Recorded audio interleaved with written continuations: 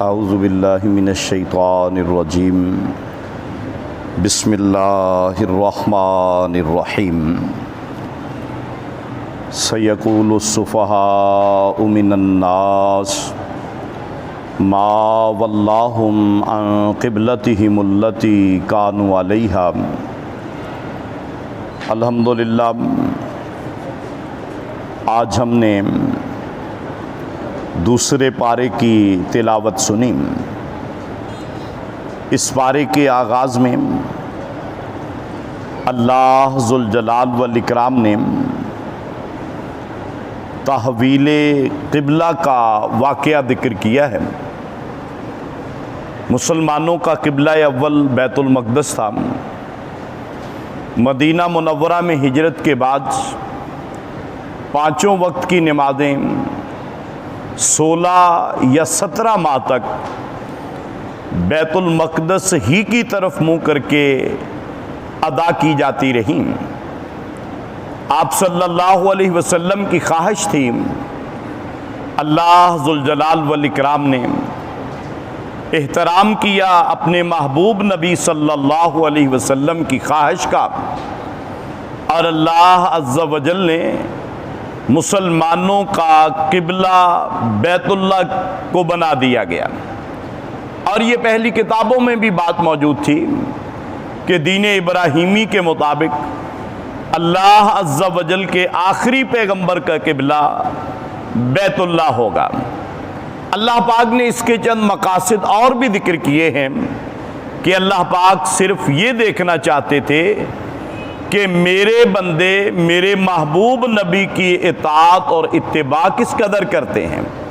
यानी दीन इस्लाम का अगर एक नुक्ते में आपने मफहूम समझना हो तो वो यही है कि आप अल्लाह के रसूल सल्लल्लाहु अलैहि वसल्लम से किस कदर खैर खा हैं और आप नबी करीम सल्लल्लाहु अलैहि वसल्लम की इताअत और इत्तिबा किस कदर करते हैं। और उसके बाद फिर अल्लाह ज़ुल जलाल वल इकराम ने फरमाया, मैं अपने बंदों को आज़माता हूँ मुख्तलिफ तकालीफ से, मुख्तलिफ आजमाइशों से, और अल्लाह पाक फिर देखना चाहते हैं क्या दुनिया में ये अल्लाह के बंदे मामूली से नुकसान की वजह से कहीं अल्लाह के नबी के हुक्मों को छोड़ तो नहीं देते, कहीं प्यारे रसूल सल्लल्लाहु अलैहि वसल्लम के अहकामात को जो है वो उनसे बेपरवाही तो नहीं बरतते, कहीं ऐसा तो नहीं अपने इलाके की रस्में अपने रवाज उनको तरजीह देते हैं। और आप सल्लल्लाहु अलैहि वसल्लम का कलिमा पढ़ने के बावजूद आप सल्लल्लाहु अलैहि वसल्लम से एराज करते हैं। अल्लाह पाक ने फरमाया कि ऐ लोगों, याद रखना जब भी मेरी आज़माइश आए तो फिर तुमने करना क्या है कि ऐ ईमान वालो, इस्ताईनु बिस्सब्र वस्सलाह, तुमने नमाज की तरफ दौड़ पड़ना है, सब्र से काम लेना है। कोई भी मुश्किल आ जाए, मुआशी तौर पर, मुआशरती तौर पर तुम्हारे ऊपर कोई दुश्मन ने जो है वो गलबा पा लिया है, तुम्हारे ऊपर बीमारियां आ गई हैं, वबाएं आ गई हैं, तो फौरन अल्लाह अज़्ज़ा वजल की तरफ रुजू करो, अपने रब से अपने ताल्लुक को मजबूत करो, अपने खालिक को मालिक को मनाने की कोशिश करो। और खालिक को मालिक को मनाने का सबसे बेहतरीन तरीका वो नमाज है। सैयदा आयशा सिद्दीका ताहिरा रज़ी अल्लाह तआला अन्हा वो बयान फरमाती हैं कि आप सल्लल्लाहु अलैहि वसल्लम को जब भी कोई भी परेशानी आती, छोटी या बड़ी, कौमी सतह की, ज़ाती सतह की, आप सल्लल्लाहु अलैहि वसल्लम फौरन जो है वो नमाज अदा किया करते थे। तो इसलिए नमाजों के अंदर जो है अपने रब को मनाने की कोशिश करें, ताकि ये जितने भी हमारे वबाई मसाइल हैं, बीमारियों के मामलात हैं, मुआशी और मुआशरती मामलात हैं, बैनुल अक़वामी सतह पे गिरावट का हम शिकार हैं, महंगाई का हम शिकार हैं, इन सारे मसाइल का हल हमारे रब के पास मौजूद है, हमारे खालिक और मालिक के पास मौजूद है। लेकिन हम अल्लाह अज़्ज़ा वजल के अहकामात को की बगावत ना करें। अल्लाह पाक ने इसी पारे के अंदर जिक्र किया उन लोगों का भी जो अल्लाह और उसके रसूल सल्लल्लाहु अलैहि वसल्लम के अहकामात को छोड़कर किसी और की इताअत और इत्तिबा करते हैं और वो उनको बड़े सबज़ बाग दिखाते हैं। आप हमारे पीछे चलिए, हम आपको कामयाब करवा देंगे, मैदान माशर में हम कामयाब करवाएंगे, सारे मामलात हम तुम्हारे निपटाएंगे।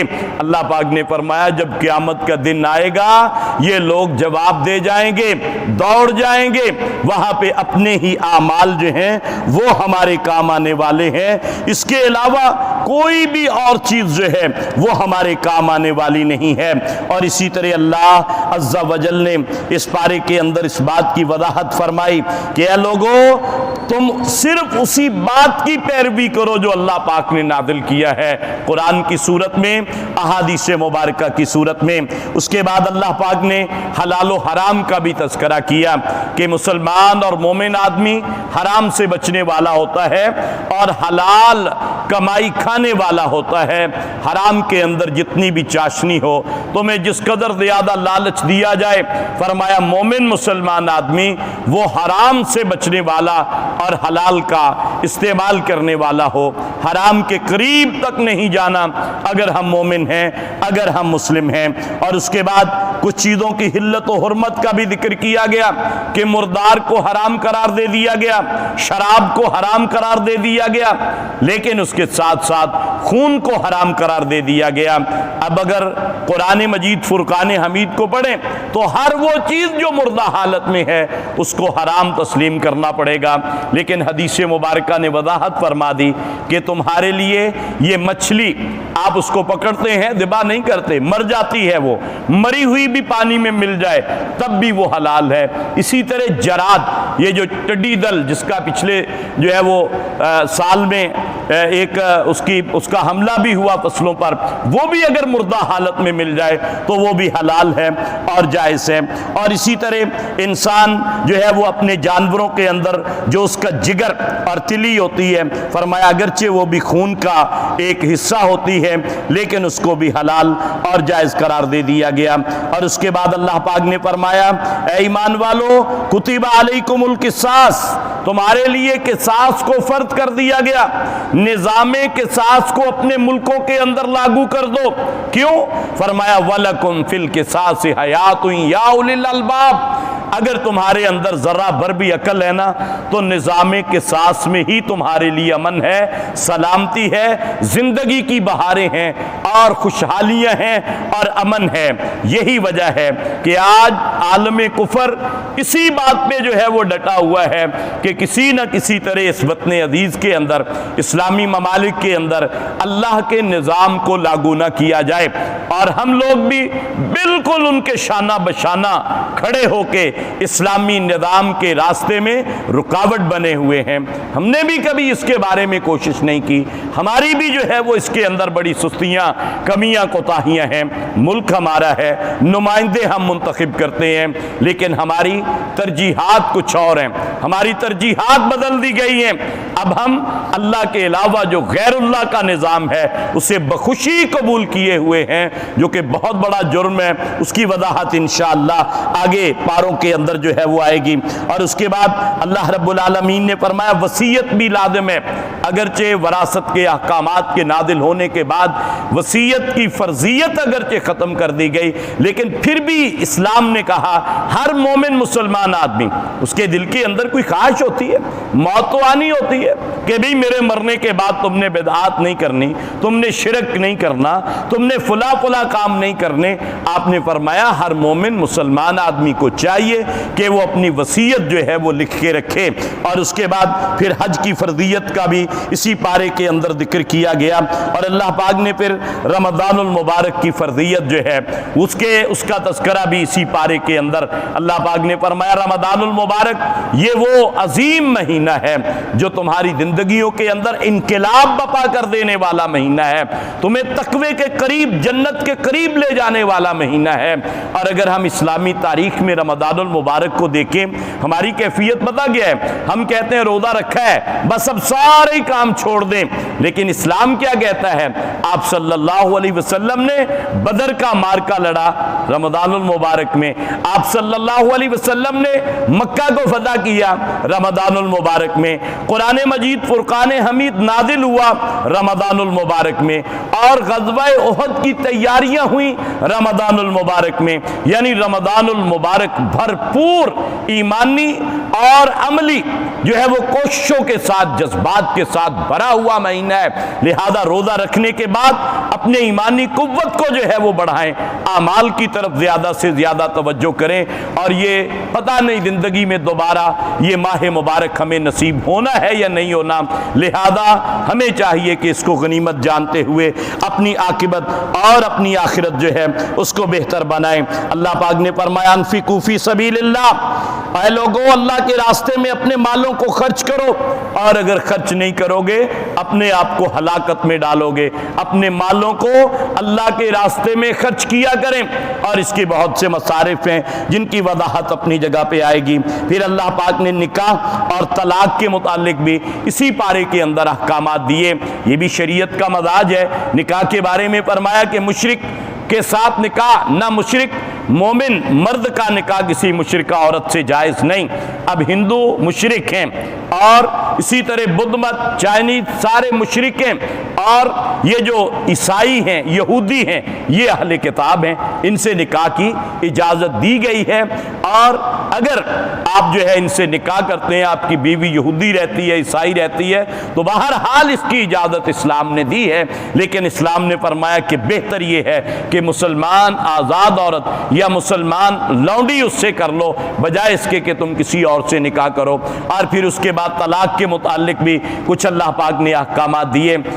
यानी हमारे यहाँ आमतौर पर तलाक के मामला में भी बिल्कुल बेरहरवी, किसी भी मसलक के लोग हैं, लेकिन 98% लोगों का तलाक में वो लोग बिल्कुल गैर इस्लामी और गैर शरई तरीका इख्तियार करते हैं।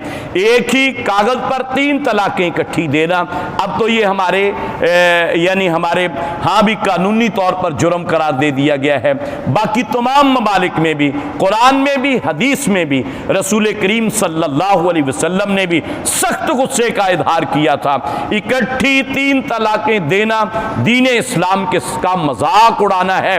लेकिन हमारे अर्जी नबी अश्ताम फरोश सारे इकट्ठी तलाक़ें लिख के देते हैं। तो इकट्ठी 3 तलाक़ें देना इस्लाम के अंदर मना है। बल्कि आपने फरमाया था कि मैं तुम्हारे अंदर मौजूद हूँ और तुम अल्लाह की किताब के साथ खेल रहे हो, यानी अल्लाह की किताब से मजाक उड़ाने के मुतरादिफ है। इकट्ठी 3 तलाक़ें नहीं देना तोहर की हालत में, जब औरत पाकीज़गी के अय्याम में हो और आपने उनसे मुबाशरत नहीं की है। अब इस हालत में आप 2 गवाह बना के एक वक्त में 1 तलाक देंगे, 3 महीने इंतजार करेंगे। ये नहीं कि महीने के बाद फिर नोटिस भेज दिया, फिर नोटिस भेज दिया, ये भी गलत तरीका है। 3 महीने की इद्दत है, अल्लाह ने इद्दत का हक औरत को दिया, मर्द को दिया। हम अपनी बेवकूफ़ी और हमाकत की वजह से उस हक को सलब नहीं कर सकते, लिहाजा 3 महीने तक इंतजार करेंगे। अगर 3 महीने गुजरने दौरान सुलह हो जाए बहुत अच्छी बात है। 3 महीने गुजर गए, अब वो औरत आज़ाद है, लेकिन अब दोबारा फिर उनकी सुलह की गुंजाइश है।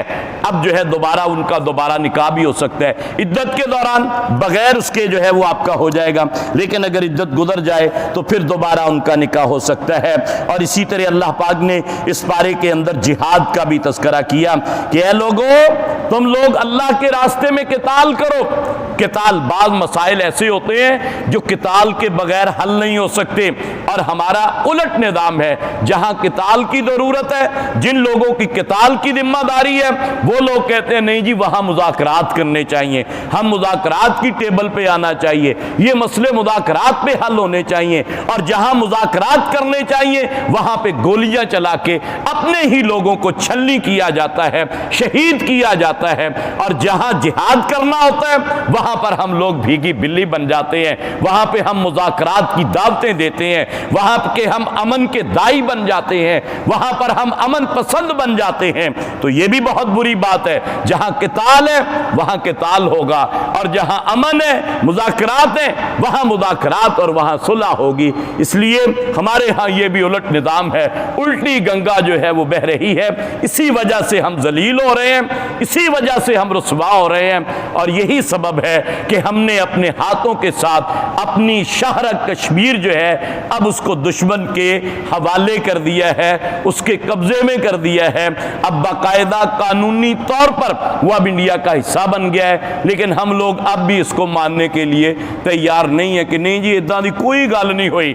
ये इतना बड़ा झूठ है, इतना बड़ा झूठ है कि जो लोगों को बतलाया जाता है, हालांकि हकीकत यही है। और उसके बाद अल्लाह रब्बुल आलमीन ने जनाबे सैयदना तालूत अलैहिस्सलाम का जिक्र किया कि अल्लाह पाक ने बनी इसराइल जब बहुत ज्यादा मजलूम हो गई, जुल्म की इंतहा कर दी दुश्मन ने, अब उन्होंने अपने पैगंबर से कहा जी आप अपना हमारा कोई लीडर मुकर्रर कर दीजिए जिसके तहत हम जो है वो किताल करें, क्योंकि किताल जिहाद रियासत की जिम्मेदारी होती है, रियासत का सरबराह करता है। कोई भी आदमी प्राइवेट तौर पर किताल और जिहाद नहीं कर सकता इस्लामी शरीयत की रूह से। अब उन्होंने कहा अपने नबी से कि जी हमारे लिए एक अमीर मुकर्रर कर दीजिए। उन्होंने कहा कि तुम लोग फिर जाओगे, उन्होंने कहा नहीं जी असी जिहाद करांगे। अब उन्होंने मुकर्रर कर दिया। अब अल्लाह पाक ने इम्तिहान लिया उनका। इम्तिहान क्या लिया? सख्त गर्मी का मौसम था, लश्कर जा रहा है, रास्ते में नहर है, फरमाया यहां से किसी ने पानी नहीं पीना। फिर अल्लाह पाक ने फरमाया चले एक घूंट पी सकते हो। अब वहां पे जिन लोगों ने पानी पी लिया, जिन लोगों ने पानी पी लिया, उनकी हिम्मत जवाब दे गई, उनका इम्यून सिस्टम बैठ गया और वो लोग अपने कदम उठाने के काबिल न रहे और उनकी जुर्रत खत्म हो गई, उनकी गैरत जाती रही जब उन्होंने अल्लाह के, हालांकि पानी पीने से तो बंदे के अंदर कुव्वत आती है, लेकिन जब पानी उन्होंने अल्लाह के हुक्म की नाफरमानी की है, अब उनका इम्यून सिस्टम बैठ जाता है, अब वो बेहिम्मते हो जाते हैं। जिन जिन लोगों ने पानी ज्यादा पिया था वो मैदान किताल में नहीं जा सके, वहां से वापस आ गए, आगे कदम रखने की हिम्मत ही नहीं हुई उनके अंदर। और जिन्होंने अल्लाह का हुक्म माना था, भूख और प्यास को बर्दाश्त किया था, यानी अल्लाह का हुक्म जहां जो करने का है वो करेंगे तो अल्लाह की रहमत बरसेगी, लिहाजा अल्लाह के हुक्मों की नाफरमानी नहीं करनी चाहिए। अगर हम करते हैं तो हमें अल्लाह से फिर क़यामत वाले दिन जवाब देना होगा उन तमाम लोगों का कि जिनको हम अल्लाह की नाफरमानी जो है वो करने पे हम जो है वो उनको पूरी तरह जो है वो शेल्टर देते हो। कोई गल नहीं, कुछ नहीं होता जी, ये कोई गल नहीं ना, मामलात में चल जाता होंदा। शादी है, खुशी है, गमी है, ये बड़े अहम मौके होते हैं कि जब हम अल्लाह के हुक्मों को पामाल करते हैं। तो खुदारा अल्लाह के हुक्मों को पामाल करने की जुर्रत ना कीजिए। हमारे अंदर ईमान बड़े कमज़ोर हैं, हमारे गुनाह तो पहले ही बहुत ज़्यादा हैं कि हम अल्लाह ताला के अहकामात को पामाल करने के लिए बड़ी ढटाई के साथ और बड़ी जुर्रत के साथ इन खुसूसी मौक़ों के अंदर, शादियाँ आ गई, गमियाँ आ गई, हम लोग फिर जो है वो बढ़ जाते हैं, अपना सर नीचा कर लेते हैं। तो इससे कोशिश करें कि इससे बचने की। और फिर अल्लाह रब्बुल आलमीन ने क्या किया?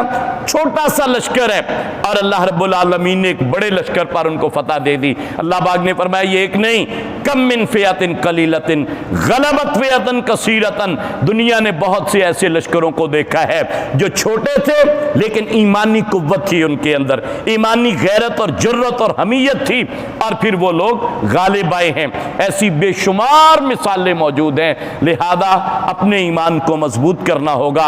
अल्लाह पाक ने इस पारे के अंदर इरशाद फरमाया क्या ईमान वालो उदखुलू फिस्सिल्म काफा। बहुत अहम आयत है, हम में से हर बंदे को इस आयत का मिसदाक बनने की जरूरत है। फरमाया कि पूरे के पूरे इस्लाम के अंदर दाखिल हो जाओ।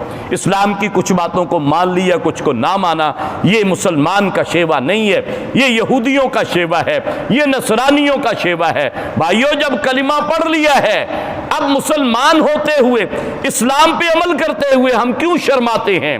हम क्यों फ़ख्र महसूस नहीं करते कि हम मुसलमान हैं, हम इस्लाम के मुताबिक अपनी ज़िंदगी गुजारेंगे। हमारी मईशत, हमारी मुआशरत, हमारी तहजीब, हमारी सकाफत, हमारा कल्चर, हमारी हुकूमत, हमारी सियासत, हर चीज़ जो है वो अल्लाह के दीन के मुताबिक चलेगी, तो तब जाके बात बनेगी। वमा अलैना इल्लल बलागुल मुबीन।